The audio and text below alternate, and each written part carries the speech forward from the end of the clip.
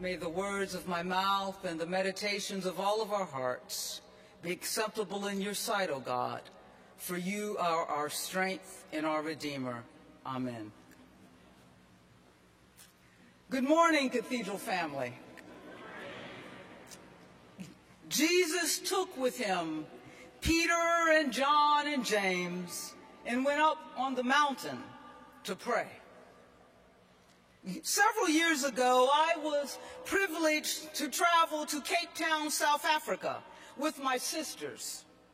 Cape Town, in so many ways, epitomizes the country of South Africa itself, if not the African continent. As many have described it, Cape Town is a city of paradoxes. For on the one hand, there is its absolutely gorgeous landscape with its rich mountains, its pristine beaches, along with its lush terrain of exotic trees and colorful floral. Yet, on the other hand, are its scars of apartheid, with its homelands of dusky dirt roads, dotted not with trees and floral, but with corrugated houses and portal pots, not to speak of the deforestation and bare mountainous terrain caused by gold mining. While we traveled through South Africa, my sisters and I wanted to take it all in, from Cape Town's vibrant beauty to its violent backdrop. And when it came to the beauty of South Africa, there was no place we wanted to go more than the mountain at Cape Point, practically the southernmost tip of South Africa. But when we got there, I realized there was a problem. You had to go up the mountain either on foot or in the tram. Either way, it was a long, long way up. And I'm not ashamed to admit that I have a fear of heights. What was I thinking? Why was I begging my sisters to go here? Why did I want to come to this place? And so as we stood at the foot of the mountain, looking up, I told my sisters that they could go up without me. But they weren't having it. They made clear that waiting at the bottom was not an option, and insisted that I needed to go up with them and to get over whatever it was that was stopping me from going. So, not quite kicking and screaming, but with eyes closed, I took the tram up. And wow, was I glad I did. Since being on top of that mountain, I have gained a whole new appreciation for the story in our gospel reading this morning, the story of the Transfiguration. What I have come to understand is that it is no accident that the story of Jesus' transfiguration takes place on top of a mountain. The point of the matter is that going to the top of a mountain in and of itself can be a transfiguring experience. That is, an experience that changes one's perspective on the world of which we are a part, on the world that God has created. It is no doubt for that reason that Jesus took Peter, John, and James with him up the mountain. For sure, when I opened my eyes, my perspective was forever changed. For as I stood at the mountain, looking over at the land of South Africa, that which first grabbed my attention was water flowing endlessly as far as my eyes could see. And most amazing to me was the meeting of two oceans. Now, while Cape Point is not the precise geographical place where the Atlantic and Indian Oceans meet, it is a distinct place where they come together. And so, utterly awed by this, I walked back and forth from the west side of the mountain where the rough, cold waters of the Atlantic Ocean flows, to the east side of the mountain where the calm, warmer waters of the Indian Ocean flows. And as I walked from one side to the other, I was mesmerized by the way the two very different oceans flowed seamlessly into each other. I was struck by the fact that the world that God created is as seamless as the water flows. It is, my friends, a world without borders. God's world, with all of its richness of peoples and place and their varied cultures and colors, tongues and traditions, foods and fancies, God's world is a world where difference is not a cause for separation, but rather a witness to the creative, infinite imagination of our God. And as such, it beckons us to see the creative and vibrant possibilities of what our world could be if only we could embrace the multicolored, multicultural beauty that it is. Imagine, church, imagine if the energy we spend as human beings creating borders that keep us isolated one from another was used as a springboard for the kind of creative change that allows us to craft pathways bringing us closer together, so to learn from and to be inspired by the richness of our divinely created humanity, and thus to more fully appreciate the greatness of the God in whose image we each uniquely bear.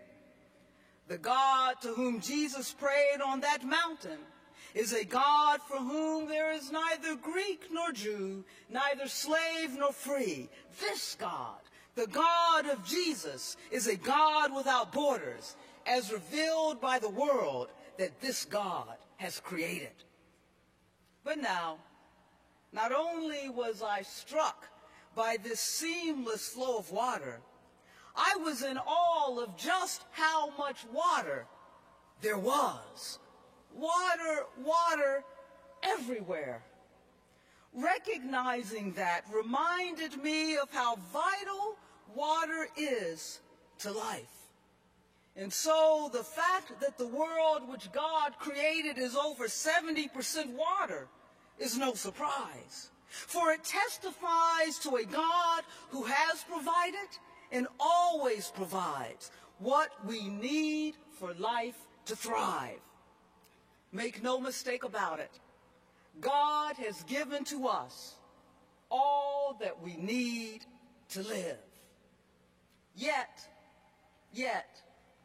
1 in 9 persons in this world do not have access to safe, clean drinking water. 1 in 5 deaths of children under 5 are water-related. And 1/5 of the people right here in our own country are exposed every day to unclean, unsafe water.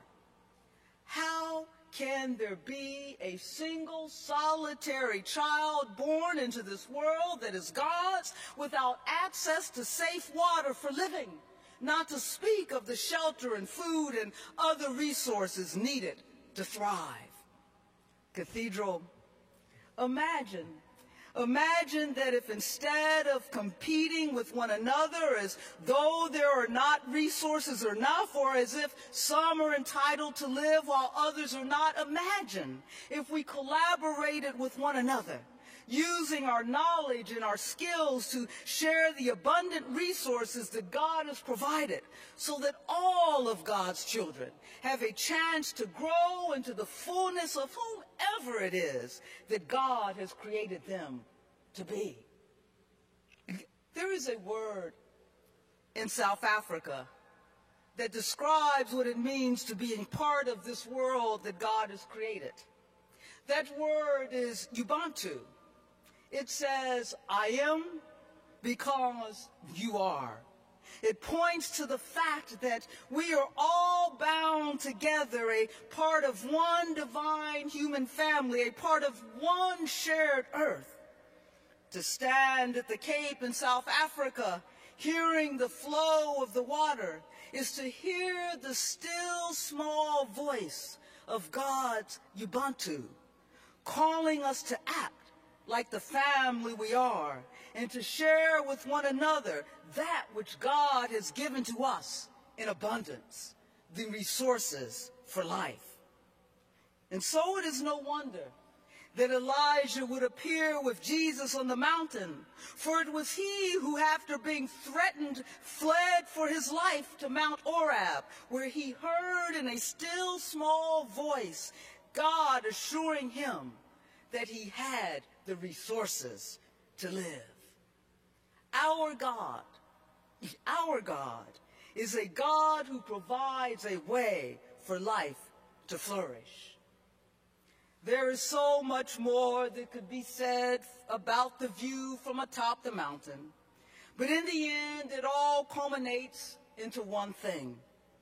As I stood there, looking out over all the water and the landscape, these words from Genesis came to my mind. God saw everything that God had made and proclaimed it was exceedingly good. Cathedral family, this I know to be true. A God who has pronounced as good all that was divinely created would not dismiss, exclude, or treat any part of it as anything other than sacred. And neither then should we.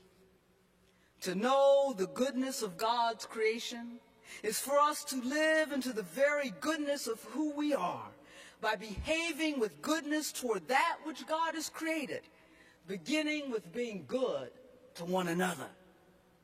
To humiliate, to exclude, to bully or belittle, to shame or shun anybody for who they are or who they are not, or for who or how they love, is to betray the very good of God's creation, and most of all, to betray the good of our own creation. Archbishop Desmond Tutu makes it plain when he says, we are made for goodness.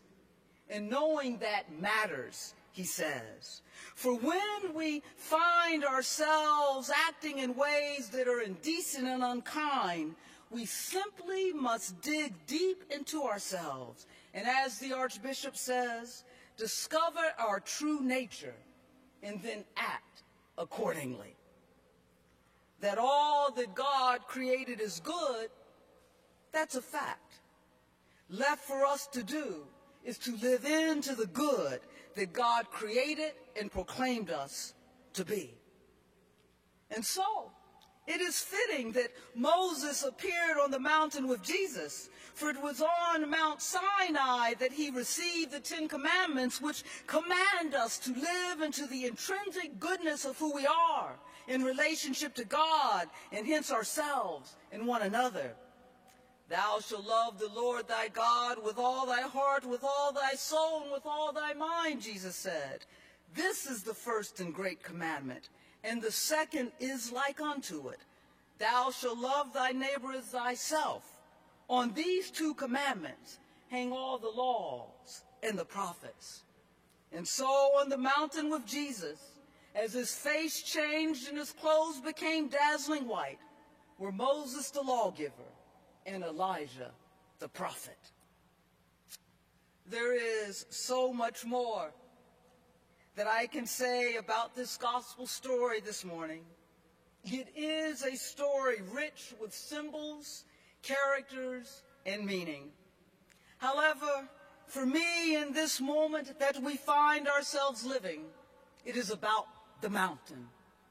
For we must ask ourselves, what is the mountain that we must climb in order to see the world, ourselves, and one another, the way in which God sees us, indeed the way in which God created us to be? Be clear, it is not about climbing an actual mountain.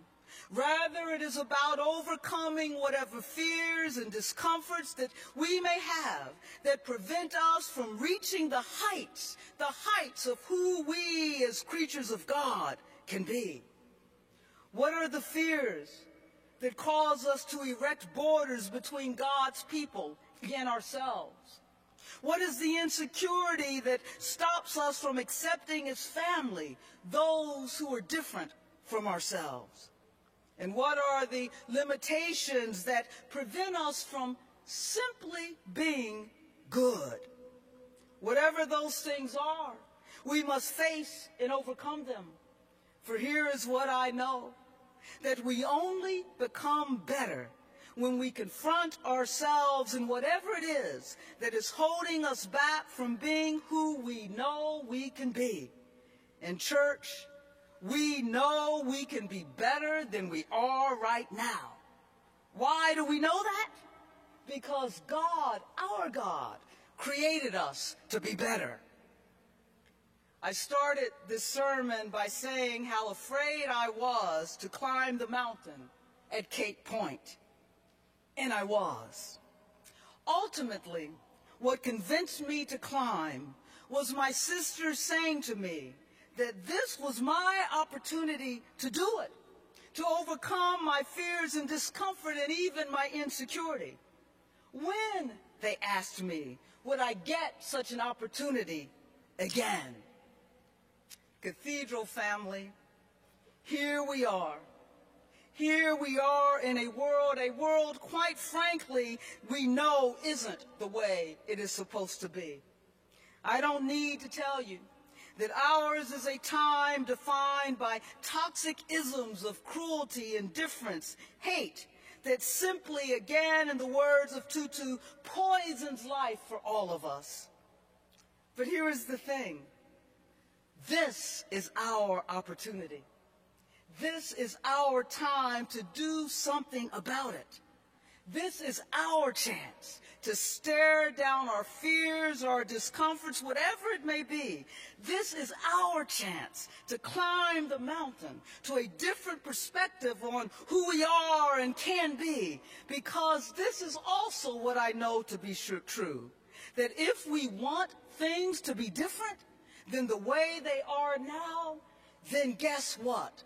We have to be different. And so it was that Jesus took with him Peter, John, and James up to the mountain. Let it be so for us also. Amen.